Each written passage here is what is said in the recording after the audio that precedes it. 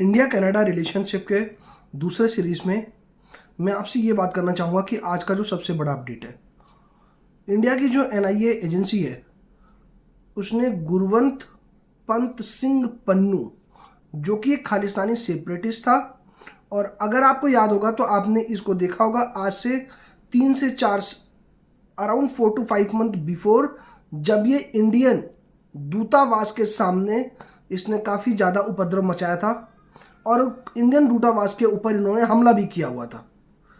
तो आज NIA agency ने इसके सारे असेट्स को सीज कर दिया है, जो कि अमृतसर और चंडीगढ़ में है, और उन्होंने एक नोटिस चस्पा कर दी कि भैया this is for the common general public information. ये इंडिया का जो डिसीजन है, यह डिसीजन कनाडा ने जो डिसीजन लिया उसका रिपोकेशन है। एंड अगर मैं बात करूं रिपोकेशन की, तो ऐसा नहीं है। उससे भी बड़ी बात यह कि भारत कभी भी खालिस्तान का सपोर्टर नहीं था, बट कनाडा में बैठ करके ये सारे सरपरस्त लोग भारत के अगेंस्ट में बोलते रहते थे। हरदीप सिंह निज्जर, गुरवंत पंत सिंह पन्नू, गोल्डी बरार और जैसे काफी खालिस्तानी लोग, जिनको कि इंडियन गवर्नमेंट ने मोस्ट वांटेड की लिस्ट में रखा है, ये सब कनाडा में बैठ करके इंडिया के अगेंस्ट में जहर उगलते हैं। अब आप ये समझ सकते हैं कि हरदीप सिंह निज्जर, जो कि 1996 में रवि शर्मा के नाम से एक फर्जी पासपोर्ट से कनाडा में घुसा था और उसके बाद वहां से वो असाइलम मांगने लगा। अब बात आती है कि असाइलम मांगने लगा तो फिर क्या हुआ। पहली बार उसका रिजेक्ट हो गया, लेकिन वापस से उसने क्या किया, उसको लगा कि नहीं, हमको यहाँ की सिटीजनशिप चाहिए, नहीं तो मैं इंडियन गवर्नमेंट हमको यहाँ से उठा करके लेके जाएगी और अपने जेल में डालेगी। फिर बात आती है, उन्होंने एक लड़की के साथ शादी किया, लेकिन जिस लड़की के साथ शादी किया वो लड़की भी ऐसे कामों में लिप्त पाई गई। बट ये सब चलता रहा। 2007 में पता नहीं कैसे कैनेडियन गवर्नमेंट ने हरदीप सिंह निज्जर को एक नागरिकता प्रदान कर दी है। और अगर मैं बात करूं कि अगर आपने नागरिकता तो प्रदान कर दी, भारत सरकार ने उसको बोला कनाडा को कि आज तक तो कभी हमको ऐसा कोई मौका नहीं मिला, जबकि हमने कई बार आपको बताया कि ये आपके खालिस्तानी लीडर्स है, सेपरेटिस्ट है, जो इंडिया के अगेंस्ट में ये काम कर रहे हैं, इनको नागरिकता नहीं मिलनी चाहिए। फिर भी वही है ना कि मन है कि मानता नहीं। कनाडा के साथ में भी वही हाल है कि मन है कि मानता नहीं, मैं तो सपोर्ट करूंगा खालिस्तानियों को। ये जस्टिन ट्रूडो बहुत अच्छे तरीके से ये काम को निभा रहे हैं, जिसका नुकसान उनको काफी बुरी तरीके से भुगतना पड़ेगा। ये मैं एक भारतवासी के तौर पे कह सकता हूं, या इवन जितनी मुझे जानकारी है इंडिया और कनाडा के रिलेशनशिप के बारे में, उसके बेसिस पे मैं कह सकता हूं।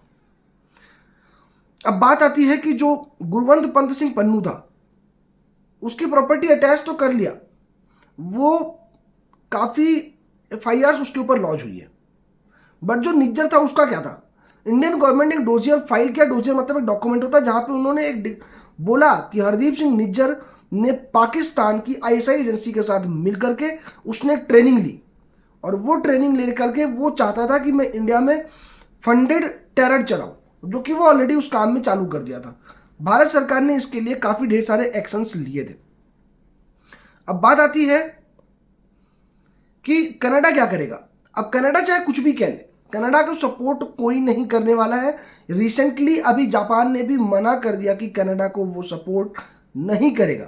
इवन जब G20 समिट को अटेंड करने के लिए पीएम जस्टिन ट्रूडो यहाँ पे आए थे, उन्होंने कोशिश की थी कि वो पीएम नरेंद्र मोदी जी के साथ में डिस्कस करेंगे खालिस्तानियों के बारे में, बट नहीं, इंडिया कभी इन सब चीज़ों को सपोर्ट नहीं करता, न इंडिया सपोर्ट करेगा।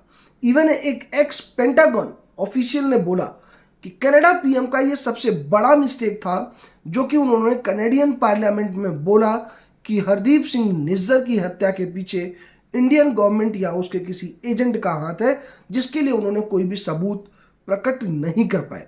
ये कितनी शर्मनाक बात है।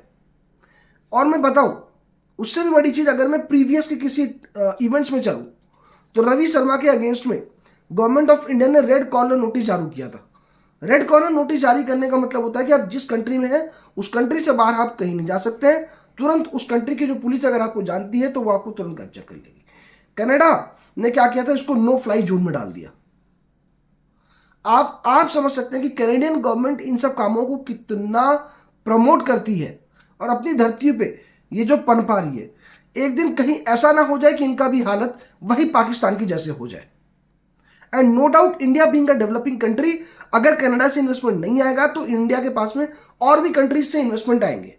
नुकसान तो कनाडा का होगा जिन्होंने यहाँ पे $55 बिलियन से ज़्यादा का इन्वेस्टमेंट कर रखा है कैनेडियन पेंशन फंड ने।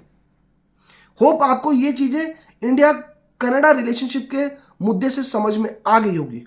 अब इसके आगे की जो भी अपडेट्स होंगी इंडिया कनाडा रिलेशनशिप के बारे में हम आपको बताएंगे अगली सीरीज में।